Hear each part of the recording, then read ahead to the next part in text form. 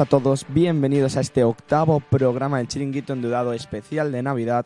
Ya en el anterior programa dijimos que iríamos haciendo alguna cosilla, ya os adelantamos un poco cómo iba a ser la cosa.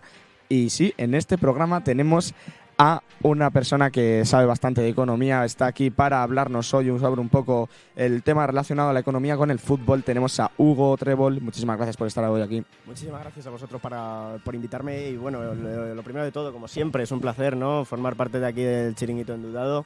Y bueno, en el día de hoy pues venimos a introducir varios temas económicos de la liga, de varios equipos top, incluso algunos no tan top. Tenemos, por ejemplo, de tema para hablar del Real Madrid, del Fútbol Club Barcelona, del Atlético de Madrid, entre otros muchos otros. Y bueno, cuéntanos, Marcos, qué vamos a hacer en el día de hoy. Pues hoy vamos a hablar un poco de la economía relacionada con el fútbol, ya no solo los presupuestos que tiene cada equipo, sino cómo pueden manejar a la hora de fichar o lo que sea, ¿no? Hugo, ¿cómo lo ves?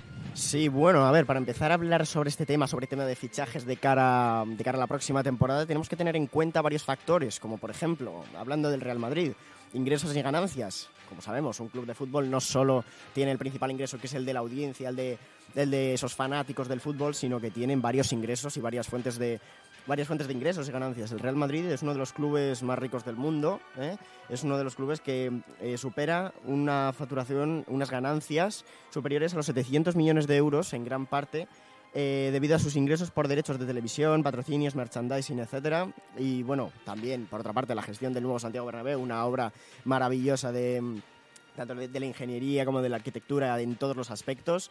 Sí es cierto que hay polémica porque no es el modelo que se esperaba a día de hoy, al menos hasta la fecha, es algo que no podemos predecir, pero sí es cierto que con el tiempo esto irá mejorando, esto irá a mejor. Y bueno, hay que tener en cuenta que como anuncian, el casino que va a tener dentro del Santiago Bernabéu va a refortalecer estos ingresos, va a añadir más fuentes de ingreso al club. Y bueno, por otras partes hay que tener en cuenta elementos como deuda o estrategias de inversión que tenga el club para tener en cuenta ese presupuesto de fichajes de cara a la próxima temporada. Yo quería añadir que no solo ya lo que has dicho tú del casino, sino también han creado hace poco un espacio que se llama Plaza Mau, que es literalmente una fábrica de cervezas dentro del propio estadio. Y entonces el otro día fui yo al Bernabéu a hacer el tour del Bernabéu. La verdad es que es una actividad que recomiendo al 100%. De hecho, tenemos varios vídeos subidos del Bernabéu en TikTok, así que si os queréis pasar, Chiringuito Endeudado en TikTok y ya podréis verlo. Cuando salimos, quería a mis padres y tal probar o tal, una cola inmensa, eran las 8 de la tarde, y digo, ¿esta gente qué hace aquí? Pero una cola inmensa, estaba lleno por dentro también entero. Esos son ingresos que al fin y al cabo van todos al Real Madrid. Y ya no solo eso, sino todos los conciertos que lastimosamente se han tenido que cancelar hasta marzo más o menos, porque se quejan los vecinos. Bueno, son quejas que no veo para nada razonables, la verdad, porque, Bueno, a ver, nosotros vivimos cerca del estadio del Atlético de Madrid. pero no es lo mismo. El Bernabéu al final está... Ya, pero el Bernabéu lo tengo por ahí, la fecha más o menos, se creó en el 1947 por ahí. Claro, y los pisos vienen después. Claro, literalmente era solo la carretera de la Castellana y al lado del Bernabéu, y era el resto descampado. Y los pisos se empezaron a construir en 1990, por ahí. Entonces, la gente se compraba el piso sabiendo que tenía al lado un estadio de fútbol. Entonces sí, entonces es otra cosa. Claro, claro. Pero también hay que tener en cuenta que en esas fechas que esa gente adquirió esas propiedades, ya sea porque hay todos los casos, hay casos de inversión en bienes raíces, hay casos de que gente que compraba como su vivienda principal, que es el primer caso. Hay que tener en cuenta que en esos momentos el fútbol no tenía la repercusión que tiene a día de hoy. El Santiago Bernabéu no era lo que es ahora, no tenía esa capacidad de ahora mismo, no sé qué capacidad tiene, pero no se tenían esas expectativas de que fuera a ser un centro tan ruidoso como lo es ahora. Entonces hay que tener elementos clave, hay que tener elementos en cuenta como esos, ¿no? Que el fútbol no era lo que es ahora. Entonces tampoco hay que culpar a los propietarios de los pisos, y también hay que tener en cuenta que, hablando en términos de inversión, las ventas de las inmobiliarias en los edificios alrededor de la zona de Chamartín, pasada la Castellana no, porque esos son edificios de oficinas y tal, pero lo que es la otra zona, la parte del Bernabéu de la Castellana, se han reducido en un 15% las ventas de las inmobiliarias, tanto como para inversión, alquiler, compra. Entonces, esto no solo está afectando a los ingresos del club, que es por parte de los conciertos, sino también a elementos externos como pueden ser las inmobiliarias, como ya digo. Entonces es algo que hay que tener en cuenta a la hora de valorar toda la zona de Chamartín, hay que tener en cuenta a la hora de valorar todo esto, porque no solo es culpa de que el club pueda generar más o menos, sino que también está afectando negativamente al entorno que lo rodea. Entonces es algo que hay que tener en cuenta. Ya la gente está comprando a sabiendas, ¿no?, de que puede haber extras. Por ejemplo, pues ponemos ahora ponía yo el ejemplo del estadio del Atlético de Madrid. La gente tiene que comprar estos pisos a sabiendas de lo que puede pasar, aparte de partidos de fútbol. Por ejemplo, la zona para aparcar en el barrio cuando hay partidos de fútbol es totalmente imposible, básicamente. Y de hecho hay hasta gente que alquila su plaza de garaje dice, alquilo plaza de garaje por día de los partidos. Eso, pues al final es difícil aparcar, y ya no solo se compra la casa a sabiendas de que puede haber conciertos, puede haber extras en el estadio, porque el estadio se puede utilizar para varias más cosas, y entonces lo compran a sabiendas de lo que puede llegar a pasar, por eso disminuyen las ventas. Claro, a ver, hay que tener en cuenta que el Metropolitano es un estadio que no le va a pasar lo mismo que al Bernabéu, porque el Metropolitano tiene unos alrededores y está mucho más apartado a día de hoy de lo que es la ciudad. En un futuro de aquí, de a 20 o 30 años, que se puedan construir nuevas edificaciones alrededor del Metropolitano, podría ser que se diera el caso, pero nunca va a llegar al extremo del Bernabéu, de que hay una diferencia de 50 metros entre construcciones o menos. En el peor de los casos están balcones dando que directamente pueden ver el fútbol desde casa. Entonces es algo que hay que tener cuidado, hay que tener en cuenta que el Metropolitano es algo que no le va a pasar eso. Es algo que... De hecho, yo creo que al lado del Wanda Metropolitano, creo que hay no sé si sabéis la rampa esta que sube a la izquierda. Sí. Creo que esas edificaciones iban a ser hoteles, me parece. No, bueno, a ver, puede ser. Creo que sí. Puede ser, pero pero piscina de olas. Sí, no, pero No, iba a Iba ser para una ser piscina un para Juegos Olímpicos. Exacto, Sí. cuando se iba a celebrar claro, los Juegos cuando iba a Olímpicos en ser. Madrid, esas edificaciones se empezaron a construir eran piscinas. Ya no se ha Yo retomado la leí que iba a construcción.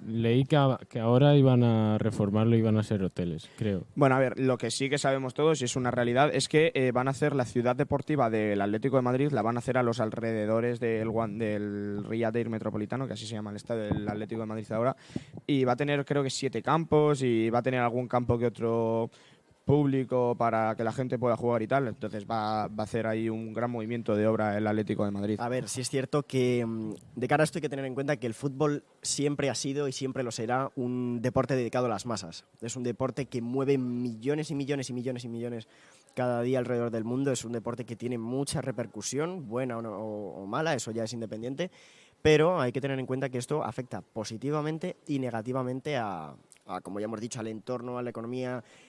Es cierto que en el Metropolitano, como ya he dicho, no vamos a tener el problema del Bernabéu, que se edifiquen viviendas alrededor, vale, pero hay que tener en cuenta la gran demanda de plazas de garaje en la zona.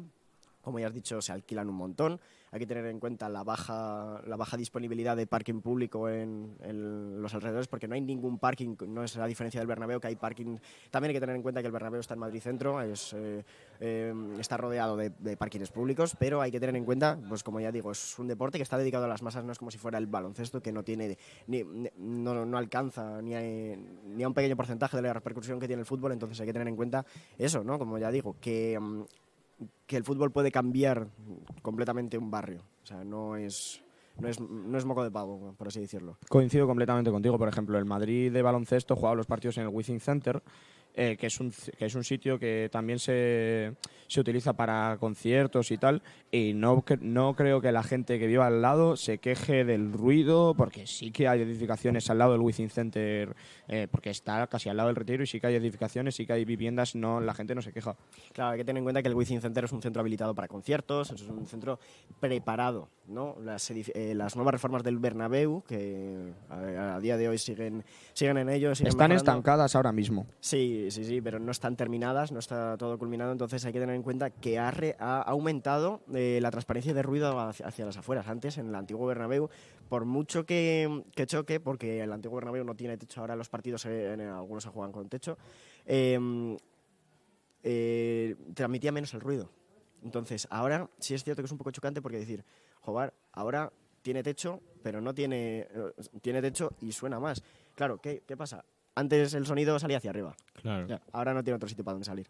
Entonces, ¿qué molestamos? En vez de molestar a los pájaros, molestamos a los vecinos. Pues lo bueno del Wizzing es que yo creo que a día de hoy se realizan más conciertos que cualquier otro tipo de evento. claro. Entonces, por eso también es que está más preparado para cosas así. Claro, más ambientado a eventos con altos decibelios, como pueden ser, como has dicho, conciertos. Entonces, si se juega ahí un partido de fútbol, pues lo va a aislar mucho mejor, porque en un partido de fútbol no hay tanto ruido como en un concierto. Sí es cierto que puede haber una gran variedad de frecuencias muy variantes, porque no es una música que esté sonando como en un concierto, pero por mucho que esté preparado para aislar una música, está preparado para aislar cualquier otro tipo de cosa. Entonces, si está preparado, es algo que va a aguantarlo perfectamente. ¿El Bernabéu no está preparado? Bueno, pues es algo en lo que habrá que trabajar si no está planeado como proyecto de las obras. Solución, jugar los partidos todos sin techo. Pero claro, no es algo que guste, porque al haber invertido una millonada, que no es poco, en poner un techo, pues no es algo que va a gustar. No, ya, pero también te digo, se han gastado una millonada, de hecho está bien hecho la obra, la verdad, pero lo hacen simplemente para que el estado del césped sea mejor, porque imagínate que llueve, la lluvia puede afectar al estado del césped, ¿no? Entonces, o si hace muchísimo frío, la calefacción en el Bernabéu está siempre activada, no sé a qué temperatura estará, pero sí que cuando entras, yo fui a un partido en octubre pues yo qué sé, no hace el mismo calor que en verano. Claro. Pero sí que se siente bien calentito, ¿no?, dentro del campo. Entonces está hecho específicamente para eso. Entonces ya el Madrid está haciendo las obras de insonorización para que el ruido pase lo menos posible afuera del estadio. Obviamente tiene que pasar, pero no va a ser de la misma cantidad que antes. Y bueno, lo que sí que se ha estancado en el Bernabéu son las obras del parking y las obras del metro de Santiago Bernabéu. Claro, a ver, hay que tener en cuenta que el Bernabéu, como ya digo, está en pleno Madrid Centro, prácticamente, está en el Paseo de la Castellana, entonces hay que tener en cuenta las movilizaciones de maquinaria para trabajar, mano de obra, entonces hay que tener en cuenta que, no sé qué empresa constructora está llevando el proyecto a cabo, pero hay que tener en cuenta también la disponibilidad de permisos especiales por parte del Ayuntamiento de Madrid, por una obra muy característica que sea. Y bueno, pues eso, hay que tener en cuenta que porque por mucho que estén estancadas no significa que el club no tenga dinero, que no sé qué, que entonces mi opinión, pues que es algo que debe de seguir poco a poco perdón, es algo que deben de seguir mejorando el club, porque es algo, pues eso, que tiende a mejorar. Es algo que no se va a quedar así para siempre. Exacto. Estamos teniendo problemas con nuestra cámara. Bueno, ¿qué os parece? Os iba a proponer una cosa. ¿Qué os parece que destinemos estos últimos 5 minutillos a hablar sobre la economía en el ámbito de los fichajes y tal? El fondo de armario que tengan, tanto cantera o lo que se pueda intentar ganar con presupuesto, con traspasos y tal, ¿no? ¿Qué os parece hablar sobre eso?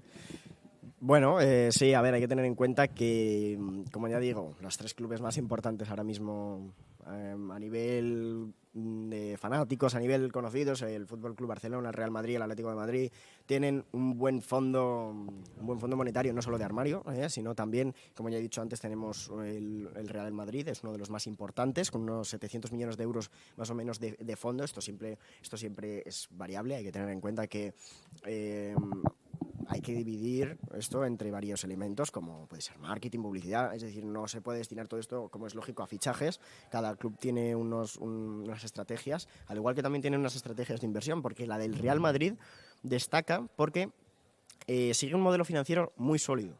No es la típica inversión que se trabaja con un banco normal de invertir a un tipo variable, un tipo fijo, no. El Real Madrid lo que hace es invertir en jugadores. Puede sonar muy lógico, puede sonar muy básico, pero ningún club de la liga, ningún club del momento invierte en jugadores. Y diréis, ¿cómo que invertir en jugadores? Bueno, la respuesta es simple. Lo que hace el Real Madrid, básicamente, con invertir en jugadores, se debe aclarar que no me refiero a invertir para luego recuperarlo como si fuera un fichaje, no. El Real Madrid lo que hace es invertir en jugadores mediante invirtiendo una cierta cantidad de dinero a cambio de que un jugador que no sea popular, ahora mismo por ejemplo, lo que hace es no invertir en uno del Atlético de Madrid, sino uno de por ejemplo, segunda división.